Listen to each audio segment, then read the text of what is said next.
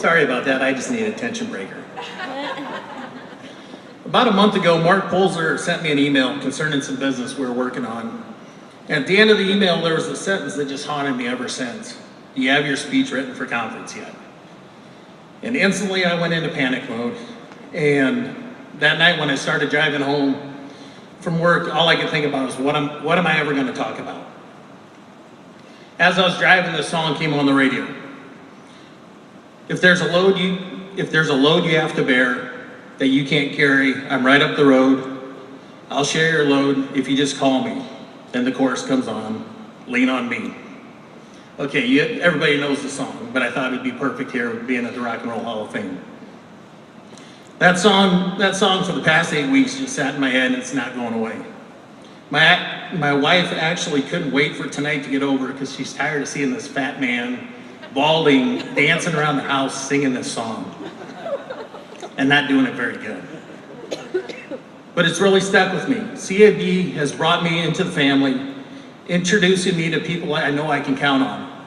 Twice a year, I look forward to seeing everybody again, renewing old friendships, learning and bringing back ideas, and challenging myself and my sales force to exceed what everybody else has already done.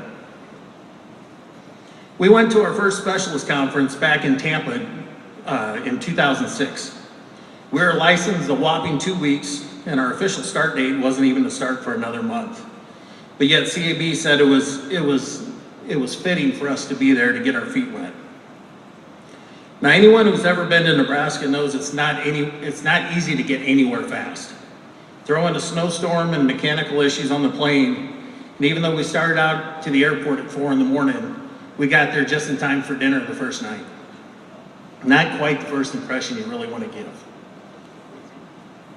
We had no clue what we were in for when we arrived. We walked in this large banquet room and instantly began to feel lost.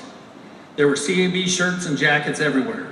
Speeches about resolving the issues, gathering menus, protecting the brand.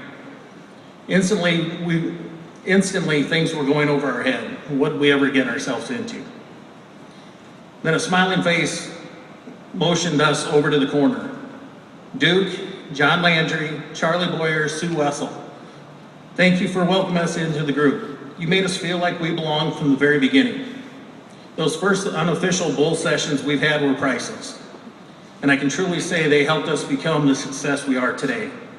We made a great team, and sitting back, we knew if we only become half as successful as you, we'd be okay. Now I keep saying we. We would be Tom Rivet, my COP at the time, and myself. We were the first dual specialists for certified Angus beef. Tom was on the street, and I was handling the paperwork, the issues, and doing all the buy-in from the inside. Tom hired, trained, and instilled his beliefs into me. We worked together very, very close to make the meat program what it is today. When my father died back in 2005, he even stepped up and tried to take over that role for me. Looking back, I can't imagine trying to start this program off by myself. It was a total team effort, and like I said last year, Tom truly deserved to be up here with me. I bring Tom up because just like in the song, he was always there for me to lean on. He taught me to buy my way into trouble and would merchandise our way out. I knew no matter what buy I made, he'd be there to keep the inventory moving. We were asked to speak at a conference in just our second year with certified Angus beef. And we sat there and we thought, what could we ever teach you guys? You were the experts, we were the rookies. And all the CAB wanted us to do was tell the story. What we were doing to be successful, answer questions, and talk about teamwork. That was easy, that's what we do every day. Little did we know that we were the exception to the rule. Just last year, I still had somebody come up and recall the presentation we gave, asked how Tom was doing, and commented on how he envied us and the relationship we had. Now, most of you are the COP at your house. Let me give you one tip. If you don't have the buyer involved, you're missing the boat. I was lucky, I was the buyer, and I was the one who was pursuing the license before one was even available. Luckily, Gail Rhodes, Mark Polzer, and John Sticka, they didn't get tired of hearing from this distributor in little bitty Lincoln, Nebraska. I was all in from the beginning. I tried all the other programs before. I was always looking for that next big breakthrough. Once I saw the quality, consistency CAB had to offer, I knew it would be a game changer for us. So getting me involved was never an issue. CAB always stresses top-down approach, but I can't emphasize enough the need for bottom-up support also. Buyers are often worried about costs, inventory levels, turns, etc. The last thing they want to hear is, hey, we're bringing in this new beef line. It's going to be more expensive than what you're used to selling. Make sure you're always on the market. And oh, by the way, you gotta project your sales 3 weeks out in advance, so you have your 21 days age on it. Not quite what a buyer really wants to hear. But if you get them involved early, have them be that dual specialist, get them to conference, and they'll buy in. And once they buy in, your job just got a lot easier. Now, I wish I could say I was the difference in CAB and being successful at Cisco, but I can't. It's a total team effort at Cisco Lincoln. I was lucky to have Tom there from the beginning. Today I have 2 corporate chefs on staff that have gone through the MBA program, and they're out telling the story every day during customer visits. I have a sales force backing me every day. They know that I'm giving everything I got for them, and they appreciate the effort I'm doing and try to support me back. They can see my dedication to the brand and understanding that it's a total package. Heck, I even have my Hormel rep out selling certified Angus beef for us in outco visits. I'm truly blessed to be part of this team and wouldn't change it for anything. Now, the beef industry's been through a lot in the past 16 years since I started at Cisco. You know, early on we heard the cattle are coming. The cattle are here. And now, where the heck did the cattle go? Back in the 90s, manufacturers were going out of business if they had an E. coli recall. Since then, we've seen mad cow, border closings, lost export sales, food versus fuel, and the recession. Just last year, we had pink slime, the XL recall, and who could forget the drought?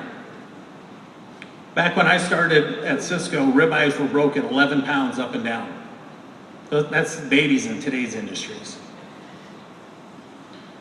I did some testing 2 weeks ago, and I went through a Packers box, and we talked about consistency today. And when I weighed those boxes, there was a Packer box that had 21 and 22 pound ribeyes in that box. That was in a heavy box.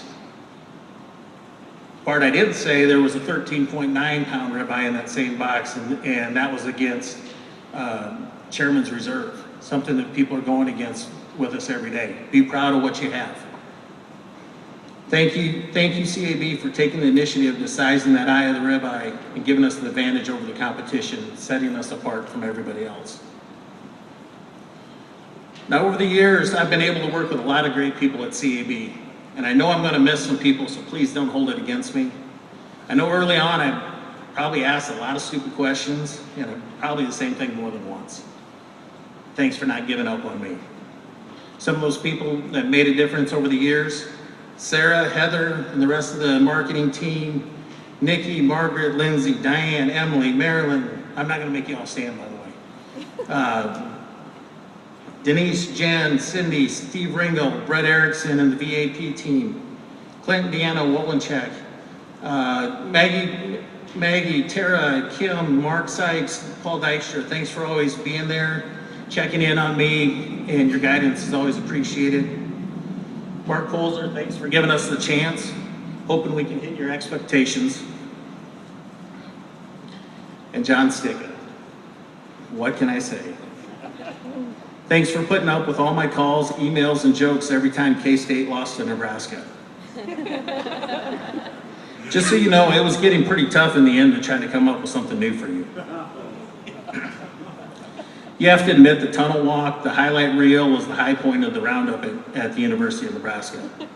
Seeing you with that corn head and your face turning as red as the flag was priceless. I can't wait for those pictures to get into circulation. And finally, Gail Rhodes, thank you for always being there for me. Thanks for taking my calls late at night, weekends, and truly showing your dedication to CAB and to us.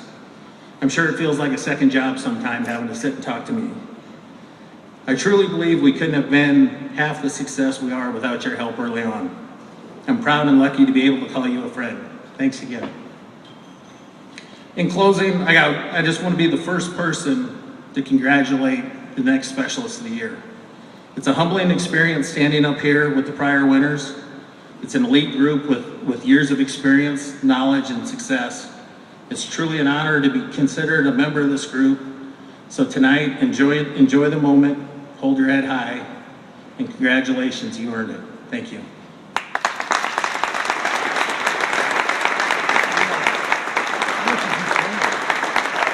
You wouldn't want to know.